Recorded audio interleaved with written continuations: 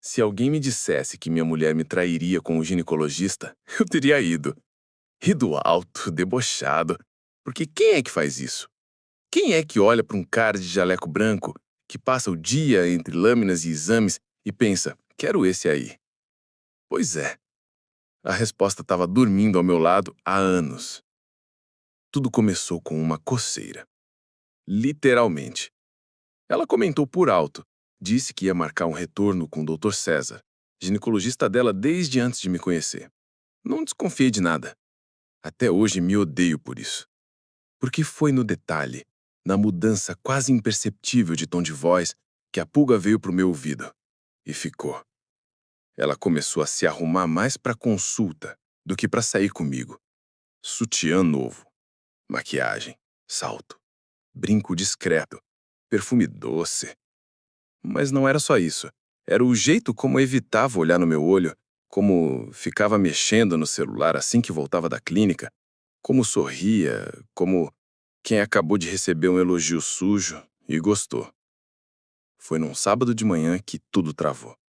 O consultório não abria sábado, mas ela disse que ia lá só para pegar uns resultados. Disse que era rapidinho, só imprimir e pronto. Mas levou uma necessaire e mentiu sobre o horário. Nesse ponto eu já estava com a pulga rosnando no meu ouvido. Peguei o carro e fui até lá. Fiquei parado no outro lado da rua, com o motor desligado. Vi quando ela desceu do Uber e entrou. Vi quando o portão foi trancado por dentro e vi quando as luzes do andar de cima acenderam. A câmera do meu celular já estava no gravador antes mesmo de eu cruzar a rua. E o que eu gravei destruiu tudo. Fui andando devagar até a porta lateral do prédio. A rua estava quase vazia. Só um senhor na padaria e 2 adolescentes fumando encostados num carro velho. Ninguém prestava atenção em mim. E eu preferia assim. Coração acelerado, mão suando, celular no bolso com o gravador ligado. Meu único plano era escutar. Só escutar. Mas o universo não costuma seguir plano simples. A porta lateral do prédio, que dava acesso ao térreo do consultório, estava encostada. Aquilo me arrepiou. Quem deixa uma clínica médica aberta num sábado? Assim, largada? A não ser que não fosse exatamente uma clínica naquele momento. Subi os 3 lances de escada devagar, com passos leves. A cada degrau, o sangue pesava mais na cabeça. No corredor, eu ouvi risos abafados. Primeiro dela, depois dele. Um riso grave, arrastado. Eu conhecia aquele timbre. Já tinha ouvido nas consultas em que a acompanhei no início do nosso casamento. Ele era simpático demais. E agora, íntimo demais. Fui até a porta do consultório e me encostei. Estava entreaberta. Meu coração martelava no peito. Juro que quis ir embora. Juro que quis. Mas fiquei, porque no fundo eu já sabia. Só precisava confirmar. A conversa ficou mais clara quando ele disse: "Você sempre gostou de provocar, hein?" E ela respondeu: "Você que nunca teve coragem de aproveitar." Eu deveria ter ido embora ali, mas não. Em vez disso, empurrei a porta com a ponta do pé, devagar. Só o suficiente para ter o campo de visão. O consultório estava vazio. A luz vinha de uma porta ao fundo, do que devia ser a sala de exames. E foi de lá que vieram os primeiros gemidos. E ali, paralisado. Parecia que o ar havia saído do mundo. Um zumbido no ouvido, como se meu cérebro tivesse entrado em pane. Aqueles sons não deixavam margem para dúvida. Não era carinho, não era afeto. Era tesão, cru, sem disfarce. Ela estava se entregando. A ele. Respirei fundo, apontei a câmera do celular e comecei a gravar. Minhas mãos tremiam tanto que precisei apoiá-las na parede. Me senti sujo, invadido, como se o chão tivesse derretendo sobre os meus pés. E, ao mesmo tempo, uma raiva fria tomava conta. Não era grito, não era escândalo, era cálculo. A porta da sala estava entreaberta e, por um vão, vi o jaleco dele pendurado numa cadeira. Ela estava sentada na maca, ele em pé entre as pernas dela, mãos nos quadris, boca no pescoço. Ela sorria. Sorria. Eu quis invadir, socar a cara dele, gritar com ela, fazer um escarcéu. Mas não, eu só gravei. Gravei porque sabia que ninguém jamais acreditaria em mim sem prova. Ela era vista como esposa perfeita. E ele, um médico respeitado, pai de 2 filhos, colunista em site de saúde, bonito, educado, querido pelas mulheres da clínica. Vi quando ela puxou ele para mais perto e sussurrou algo no ouvido dele. Ele riu. E ali, eu desliguei a câmera. Já tinha o que precisava. Saí dali em silêncio. Ninguém me viu. Voltei para o carro. Sentei no banco com a porta ainda aberta, respirando como quem tenta não vomitar. E foi naquele momento que decidi o que faria. Eu não ia terminar com ela. Ainda não. Eu ia deixar ela cavar mais fundo. Fingir ignorância não é fácil. Acordar no dia seguinte ao flagra, preparar café, olhar no olho de quem te traiu e sorrir exige um tipo específico de frieza que eu nunca soube que tinha. Mas descobri que todo homem traído carrega, no mínimo, uma versão silenciosa de si que começa a fazer planos. Ela chegou em casa no fim da tarde, dizendo que se atrasou porque encontrou uma amiga no caminho. Repetiu isso olhando para o espelho do banheiro enquanto tirava a maquiagem. Eu respondi com "Ah, que bom", e continuei lendo, como se fosse verdade. Ela me beijou de leve no rosto. Eu sorri e gravei tudo. A partir dali, comecei a registrar cada passo. Peguei um segundo celular, gravei áudios escondido, instalei um microfone no carro, com um técnico que nem quis saber o motivo. Comprei uma mini câmera espiã e deixei escondida no closet. Comecei a documentar, não para expor, ainda não, era para me armar. Porque a traição que machuca é a que não sangra, é a que te corta por dentro e te deixa quieto. Ela passou a usar lingerie nova. Dormia sem calcinha, coisa que nunca fez antes. Dizia que estava se sentindo mais mulher, que queria redescobrir o próprio corpo. E eu, o otário no teatro, dizia que apoiava. Tem que se cuidar mesmo. Mas o que ela não sabia é que, toda vez que saía para consulta, eu já sabia a rota, os horários e os códigos de entrada da clínica. Um dos porteiros era amigo do meu primo. Uns trocados e tudo se abre. O erro dela não foi só trair. Foi achar que estava lidando com um homem cego. 3 semanas depois do primeiro flagra, ela escorregou. Me disse que teria um plantão extra no trabalho. Ela é enfermeira, mas no site do hospital, o nome dela não constava na escala daquele dia. Verifiquei 2 vezes. Liguei para uma colega dela, disfarçando, e confirmei. Ela não ia trabalhar coisa nenhuma. Nesse dia, a deixei sair tranquila. Dei um beijo na testa, desejei bom plantão e fechei a porta com calma. Mas assim que ela virou a esquina, eu já estava no carro, com o celular carregado, o gravador ativado e o estômago fervendo. Dessa vez, ela foi direto para o consultório. Já não disfarçava mais. Estava confortável, confiando que a mentira tinha virado verdade. E talvez fosse isso que me deixava mais doente. A naturalidade com que ela estava entregando o corpo para outro homem. Como se a cama dela, a nossa cama, tivesse se tornado secundária. Dessa vez não fiquei do lado de fora. Entrei no prédio, subi e esperei no mesmo corredor. E em questão de minutos, os 2 estavam lá de novo, na mesma sala. Mesma cena, só que agora ela ria alto e disse: "Ele nem sonha. Acho até que tá feliz comigo de novo, coitado." Foi essa palavra que queimou minha garganta, coitado, porque naquele momento percebi que ela não me traía só com o corpo, ela me traía com o escárnio. E o escárnio merece resposta à altura. Naquela noite, quando ela voltou para casa, encontrou a TV ligada no vídeo da câmera escondida. Silêncio. Ela travou. Não disse uma palavra, só ficou pálida. Eu olhei para ela e disse: "Pode sentar, tá só começando." Ela sentou no sofá como quem leva um tiro. As mãos apertadas nos joelhos, os olhos grudados na tela. O vídeo mostrava tudo. Ela entrando, ele tirando o jaleco, os risos, os toques. Era curto, mas suficiente. Não falei nada. Só deixei rodar. Quando acabou, Pausei no quadro em que ela sorria, de olhos fechados, enquanto ele segurava a cintura dela. A imagem congelada era pior que um tapa. Ela tentou dizer alguma coisa, mas não saiu nada. A boca abria, fechava, como peixe fora d'água. Quando finalmente conseguiu falar, veio com aquele clássico: "Eu posso explicar." Levantei da poltrona, fui até a cozinha, abri uma cerveja, dei um gole e respondi sem olhar: "Não preciso de explicação. Preciso de silêncio." Fiquei andando pela casa. Cada cômodo parecia menor. Tudo ali tinha a digital dela. Mas agora, tudo cheirava a mentira, a traição. E não só física, era o deboche, a cara de santa, os jantares fingidos, as promessas. Tudo com prazo de validade vencido. Ela tentou me seguir. Chorou, implorou para conversar, ajoelhou no chão como se tivesse sido pega roubando. Mas eu estava em outro estágio. Tinha decidido que não queria separação.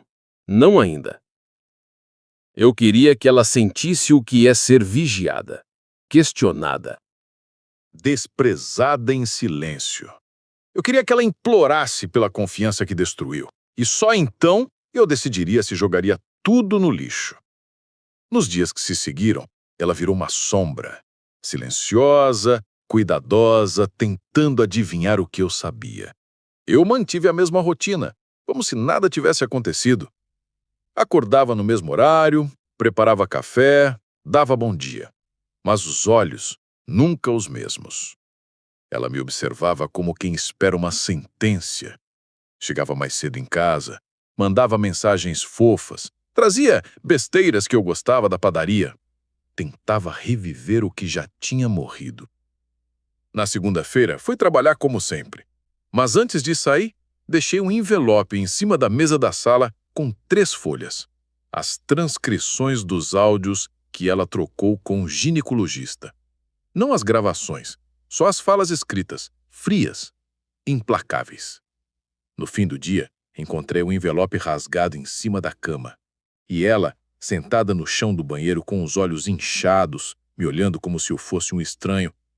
Ela tentou começar uma conversa, mas eu simplesmente passei por ela. Fui tomar banho, deitei e dormi no nosso quarto, de costas, como um estranho.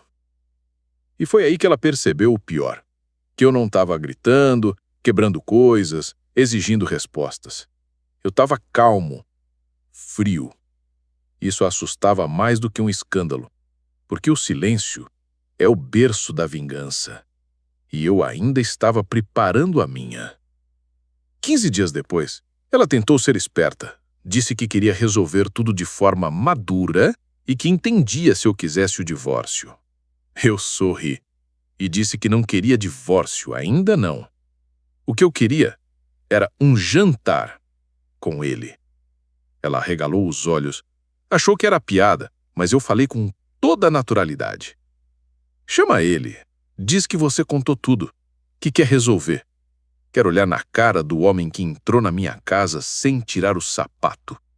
Ela se recusou, disse que era humilhação, que não havia mais nada entre eles, que era só uma fase. Ah, fase. Essa desculpa é sempre boa, né? Então joguei a carta na mesa. Se você não marcar esse jantar, eu vou no hospital onde ele também atende e deixo um pendrive com o vídeo para a esposa dele. E para os filhos. Aí sim, ela cedeu. O pânico estampado na cara. Aquela expressão de quem percebeu que perdeu o controle. Marcou o jantar para sexta, em casa.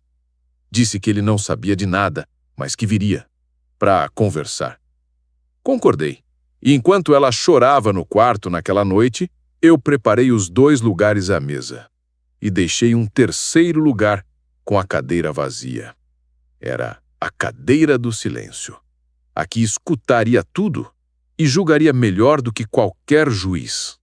Ele chegou pontualmente às 20 horas. Cabelos alinhados, sorriso polido, postura de homem seguro. Parecia até que vinha dar palestra. Mas assim que me viu, travou. Estendeu a mão, eu não apertei. Senta aí, doutor, falei. apontando para a cadeira à frente da dele. Hoje quem examina sou eu. Ele riu desconfortável, tentou manter a elegância, disse que não entendia o motivo do jantar, mas que estava ali em nome da transparência. A cara de pau me nojava. Ela estava muda, não conseguia nem encará-lo, nem a mim. Só mexia no copo de água, tentando sumir. Peguei o celular e coloquei o vídeo no centro da mesa, com o play pausado. Vamos jogar limpo, disse encarando os dois. Isso aqui dura 2 minutos, mas tem peso de anos. Posso dar o play ou preferem confessar? O médico arregalou os olhos. Tentou pegar o celular. Eu segurei o pulso dele com força. Pela primeira vez, vi medo de verdade na cara dele. Tá tudo gravado. Áudio, vídeo, conversas, olhares. Vocês cavaram essa cova juntos. E eu só trouxe a pá. Ela caiu em prantos, pediu desculpas. Disse que estava confusa, que se sentia invisível. Aquela ladainha barata de sempre. Ele, por outro lado, se levantou e tentou sair. Mas a porta estava trancada. Eu não ia deixar barato assim. Senta, eu disse, frio, sem levantar a voz, mas com um tom que até o vento respeitou. Ele hesitou e sentou. Pela primeira vez, o ar do consultório tinha saído dele. Não era mais o doutor elegante, era só um homem com a reputação em risco e uma esposa à beira de descobrir tudo. Você sabe que isso vai vazar, né? Eu disse. Você sabe que não é só sobre mim e ela. É sobre confiança, ética, seu CRM. Ele tentou se defender, usou palavras como consentimento, adultos, relacionamento paralelo. Tentou justificar o injustificável e, quanto mais falava, mais ridículo parecia. Eu vou embora, disse ele, levantando. Vai sim, respondi, mas leva isso com você. Entreguei um envelope com prints, fotos e áudios, e uma carta que escrevi para a esposa dele, com datas, horários e todos os detalhes. Tudo muito educado, formal, sem escândalo.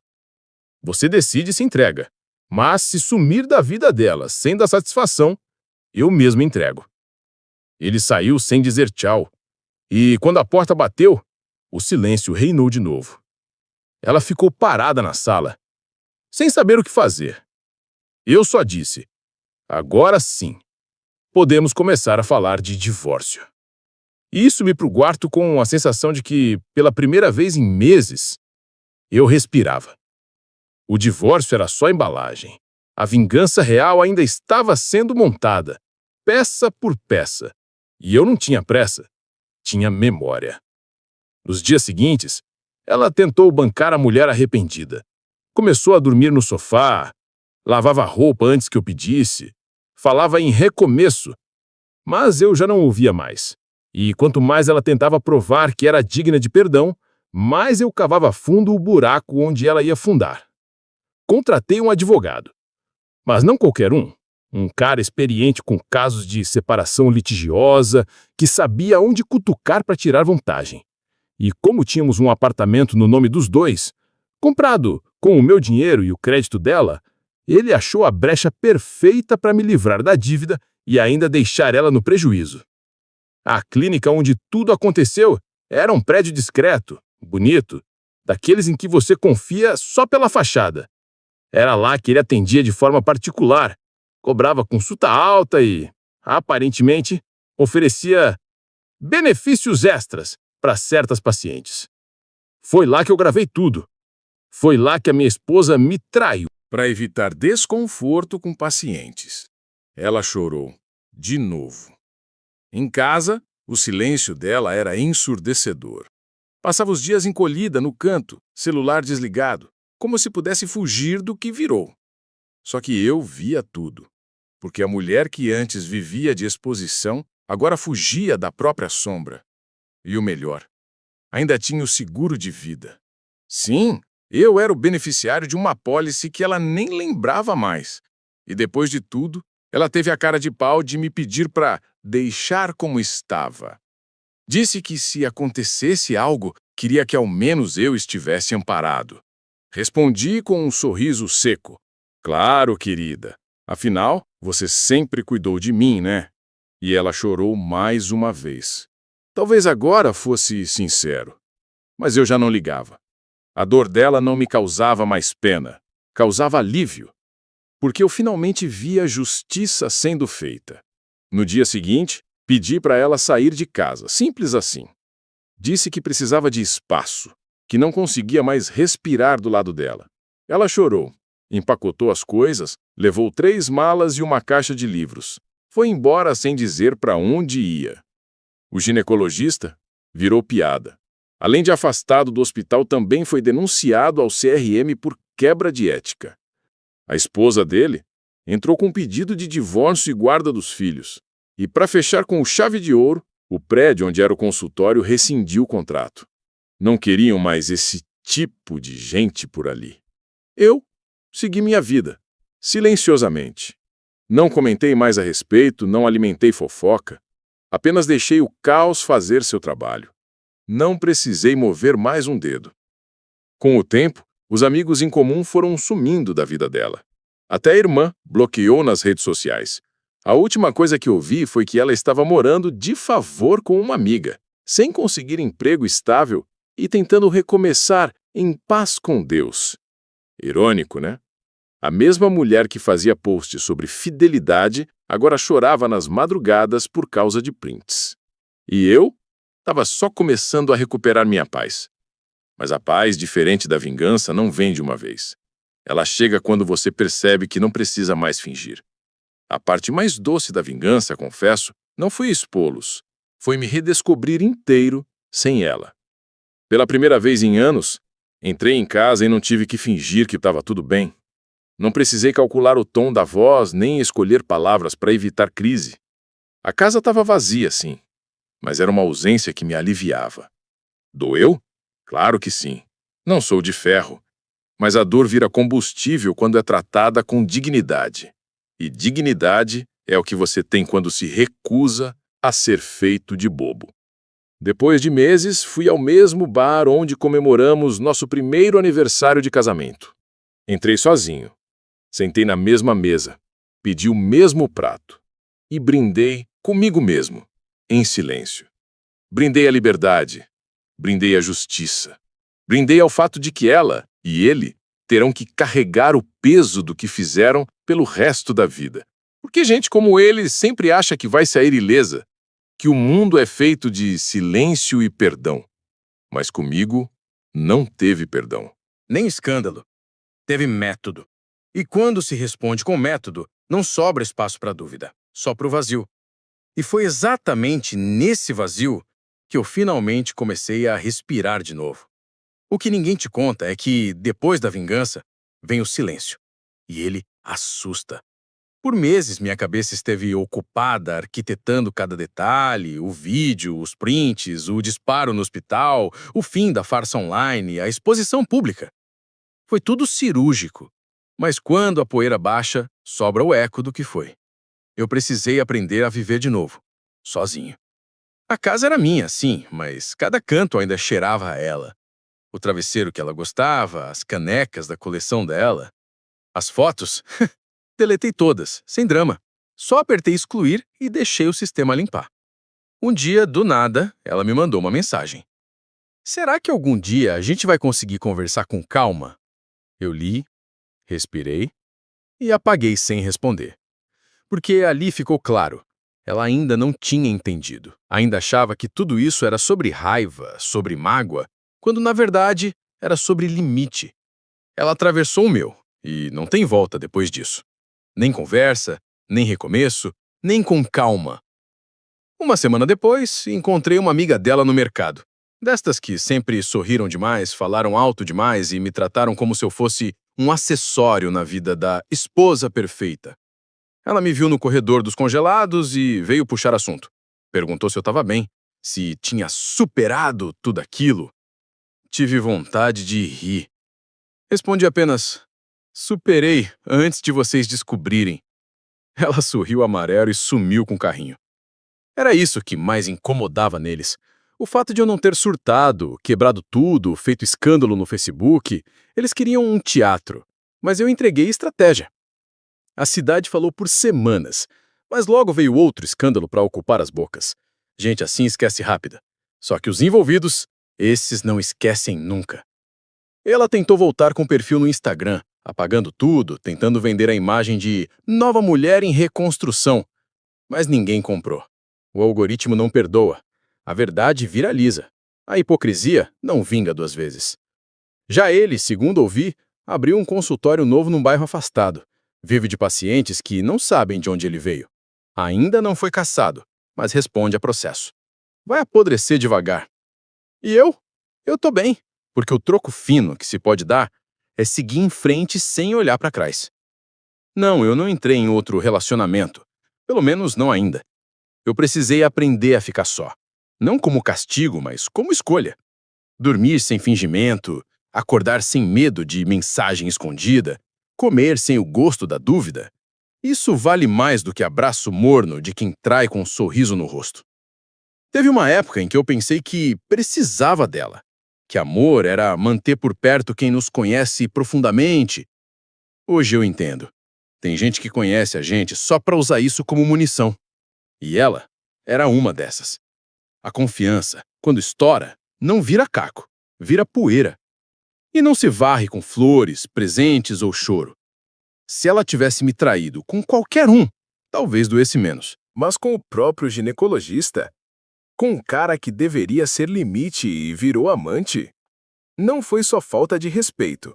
Foi mais do que uma afronta e humilhação. E isso não tem perdão, tem resposta. Dias atrás, recebi o e-mail do hospital. O CRM dele ainda estava sob investigação e pediam autorização formal para anexar minhas gravações ao processo. Assinei, enviei tudo, sem pressa.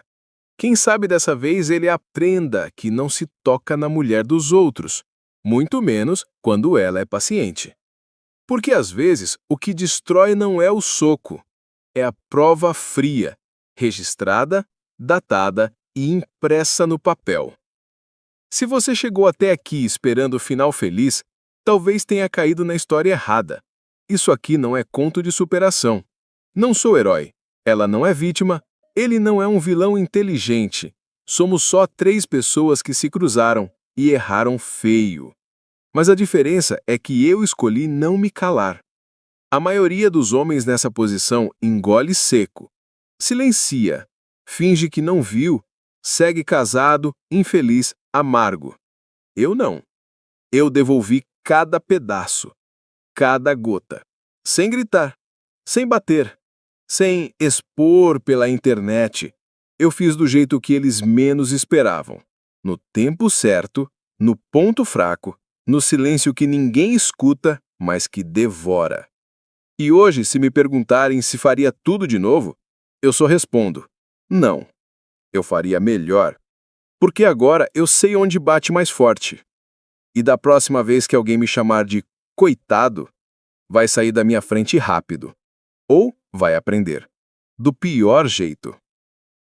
Pessoal, no fim das contas, ninguém saiu ileso. A esposa traidora perdeu o chão. O ginecologista sem vergonha perdeu a reputação. E o nosso protagonista perdeu a ilusão. Não teve final feliz, teve final justo.